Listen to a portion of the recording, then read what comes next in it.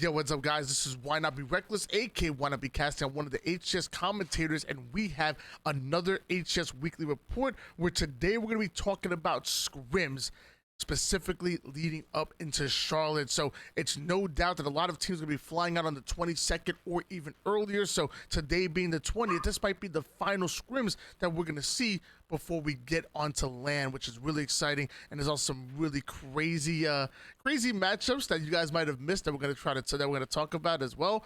From the next couple of days, all of these videos are going to be just trying to prepare you for Charlotte. So in case you guys are trying to figure out, what teams to root for, you've just been out of the loop for a little bit, or you want to know what teams are looking more comfortable and looking land ready, these next few videos are going to be all about that. So make sure you guys check out the other videos as well. Either way, we're going to go all the way back from the 17th, this full page on Halo Data Hive, and we're going to talk about Shopify Rebellion with the 11-3 over Cloud9. Mind you, that's the new Cloud9, in case you guys weren't aware. Nemesis, Squale, and Triton are signed to the team. They have Rami, who's been filling in as a fourth and doing damn well with that. It was like there was one game where it was like a very important game number 2 Slayer where he dropped like 20 kills that I was casting. Rami's the real deal. Watch out for Cloud9. However, Shopify Rebellion seemed to be a large step ahead of them. FaZe with the 10-1 over Native Red. You guys know and love Native Red, but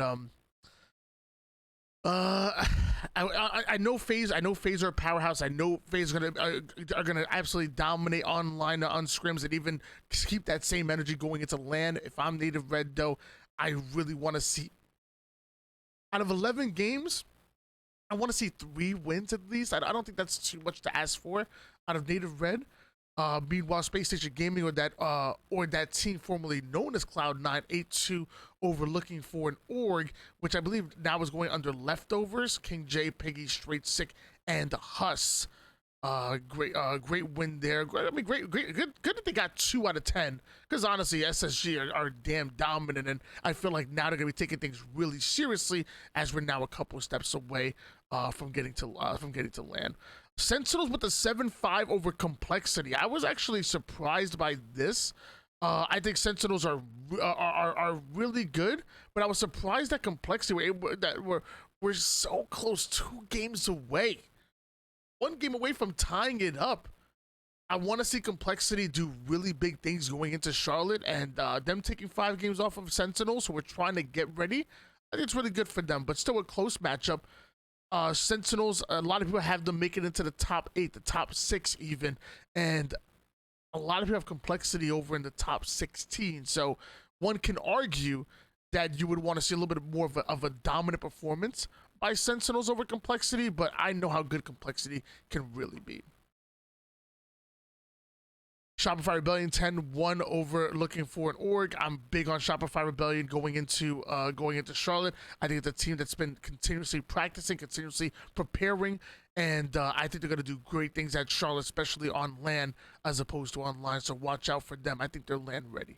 FaZe with the 7-3 over Believe the Hype. My question for y'all is, do y'all believe the hype? Because in case y'all didn't know, we bring it back to old BTH roster.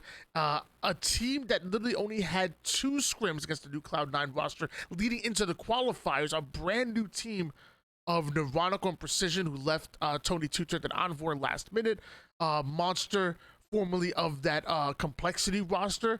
And then Bohm, who was on that Oxygen Esports roster that got top 8 at Worlds. I mean, every one of these players are so damn good, and the only question we've had for them is, can they convert their online success to on land? You got to be comfortable being uncomfortable. Land is a different beast, and that's where Believe the Hype are truly going to be tested. They got 4th place during the first qualifier. I think they got top 6 in the second one, maybe top 8. I apologize if I'm incorrect on that one, but either way, Believe the Hype taking 3 games out of 10 off of FaZe. I think that's why I kind of want them. I know FaZe are great, so I'm not gonna ask teams like Believe the Hype and even like Native Red to beat them out. All I'm saying is I want them to be competitive when going against them, and I think 3 out of 10. It's not the best in the world, but it's FaZe, man. And we're going to talk about how dominant they're looking even more against other teams as well. I believe the hype 10-2 over Proton Gaming. Optic Gaming, no surprise there. Optic Gaming 8-2 over Native White. So Native White, one of my teams that I was really interested in looking at. I feel like just like Sentinels, you have a team that is gonna take some time to get acclimated with each other, to really figure things out. It's a weird group, same as Sentinels, and it was unfortunate that Native White weren't able to secure a pool play spot. So now they're going to go through the open, but maybe that's what they need. Maybe they need a gauntlet to really get to know each other's their ins, their outs, their bad tendencies, their strengths, their weaknesses. Maybe the open bracket gauntlet is exactly what Native White need in order to take that next step and to become the team that we know they're destined to be, to competing for top 8, competing for top 6. Because I think that's where they're going to be, and maybe being a dark horse squad, even making it to top 4. I just think it's going to take a lot of time to get there. Either way, 8-2 in favor of Optic Gaming. Optic still showing they're pretty damn dominant. FaZe with the shutout on Shopify Rebellion. FaZe is 11-0. Come on now, dude. Shopify Rebellion, you want to see them get at least one game off. I would say at least 3 out of 11 games. I said Shopify Rebellion gonna look good on land, but right now did not look good against FaZe. Not many teams do. Did I miss? I feel like I missed a few. I'm sorry. I think I missed a couple of my bad. Optic with the 10-2 over Sentinels. Shopify with the 10-1 over Looking Forward Org. FaZe with the 7-3 over Believe the Hype. I'll make sure I get every one of them. And this is the matchup I really wanted to talk about right here.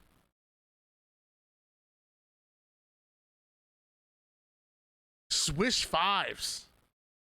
Swish Fives getting his revenge. Getting his revenge on G1. You didn't know that Swish wanted to stay with G1.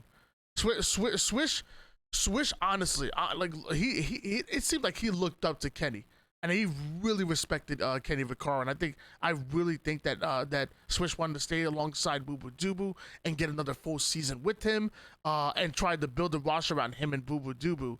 Eventually, Swish left off of that G1 roster and left scrambling a little bit, ended up on TSS. The strong survive alongside Super CC, Mortally, and Huss. Eventually, Huss gets swapped out for Septify, and they go toe-to-toe with G1, who I've said multiple times that I have G1 in the top 4 and eventually making it into the top 3 as well. TSS able to beat them out 7-6. Let's go a little deeper to these stats. This was an interesting one, so I want to go a little bit deeper here. G1 winning out in the Slays department. So despite the fact that TSS getting outslayed, they still end up winning the scrims by 1. Boo Boo Dubu, 260 kills, 131 assists. Falcated the leading Slayer with 263, 141. And Sabin Suspector really not too far behind. This seems like a very balanced attack outside of Boo Boo Dubu with that 80,000 damage. On the other side of things, you have Septify. So Septify is a main Slayer, man. When Complexity dropped Septify, I was complexed. There's no shot that Septify gets dropped due to a skill issue. It had to be either a difference of opinion of how to play the game, maybe some bad blood or something. Something had to be wrong, because it definitely wasn't skill. 276 kills, 135 assists. Swish coming up with the 157 assist, and wow, great for them. 79k damage right behind him with the 77k, and TSS coming with the win. But I want to know. I want to take a look at some of these oddball and capture the flag stats. Let's see here. Sab with the most, okay. Sab with the most ball time on oddball. I'm surprised. Normally Sab is definitely going to be one of your leading slayers, and really unselfishly playing that ball a little bit more. Love that. But a bit of a balanced attack between Super CC, Septify, and Mortally on the other side of things in the oddball. Capture the flag. Let's see here. We're not going to count grabs. I've been told to count steals is what we're looking for. And Sab and Booba Dooba always find themselves in the enemy's base, being the main objective players.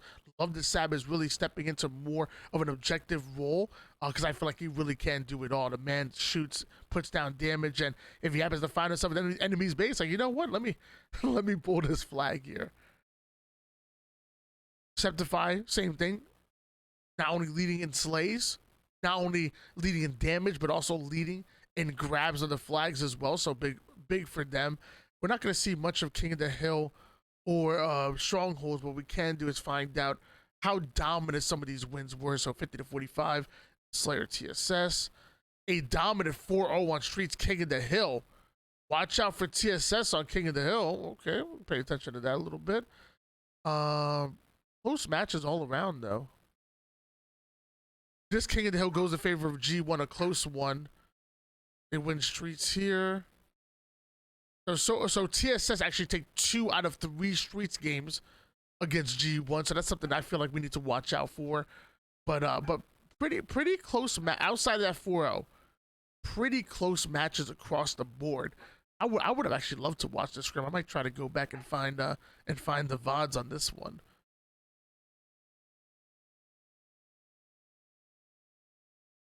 This is a part of this matchup. Complexity 10. I guess technically 11-4 over Cloud9. Not really much of a surprise there, I would say. And you know what? Just because I feel like just to look over another scrim and just go into a little bit of details, I want to take a look at Complexity 7-5 over Shopify Rebellion, because I feel like this should have been a win in favor of Shopify Rebellion, and I think this is worth going and looking at as well. We got Carmea, 198 kills, leading all slays, 78 assists, not bad whatsoever. Mental, I'm loving this stat line, 162 kills, 104 assists. Love that stat line out of them, and very balanced when it comes to damage over the course of all of the 12 games that they played. Being well suppressed. If you're gonna drop Septify, your leading slayer, you better bring somebody who can slay as well, and that's exactly what they did with Suppressed. I've said it time and time again. I would have loved to see a world where Suppressed and Septify played on the same team. I think that's a lot of firepower that you can play around, but either way, 212 kills, 195 out of Psycho with 107 assists. I love kills and assists both together, and Psycho definitely had that, and also led in the damage department with 63,000 damage. Ball time really being manned by Ryan Noob and Rain. I'm not really surprised. Ryan Noob and Rain play very unselfish, and they really want to allow their teammates to go out and really show off as the slayers they are. How many oddballs do they play? Okay, they only play one odd. I'm looking over here. I'm like, Mental and Carmea, like 0 and 9 points. I'm like, if y'all played 2 or 3 oddballs and you got 0 time, I was about to freak out. But no, they only played 1 oddball, so it's all good. And it looks like that 1 oddball was lost to just 0 with 73 seconds of ball time cycle right behind them. Suppressed and Tusk being those main slayers and open up the avenues, holding down those setups. Good for them. And then we're going to go into capture the flag. 6 grabs out of Ryan Noob. Ryan Noob is definitely one of those players that loves sneaking into the enemy's base, taking that flag, chucking it off, and then using it as a distraction, almost like a Walshy-like player from back in the day. I love the way Ryan Noob approaches flag, especially on Aquarius. I feel like he does that a lot. Brings it to the utility side, drops it off on utility, then goes back and starts long-range shotting against the players that are overextended onto the P side, over the flag side, and just putting down damage. I love the way that Ryan Noob plays flag Aquarius. Either way, very. Oh, that's a secure. I'm about to say, hold on. 7 grabs out of J0, 4 piece out of Suppressed and Tusk, not bad whatsoever. And now let's take a look at the score lines. Complexity with the 3-0 on capture the flag. I'm gonna assume this is Argyle. I feel like if it was a pit, it would have been like a 2-1 or 2-0. Pretty even. A good Slayer, 50 to 38. I like that. 250 to 142. That's a good strongholds on recharge right there. A 4-0 shutout again on Streets King of the Hill. Why are we seeing so many shutouts on Streets King of the Hill? Where is this coming from?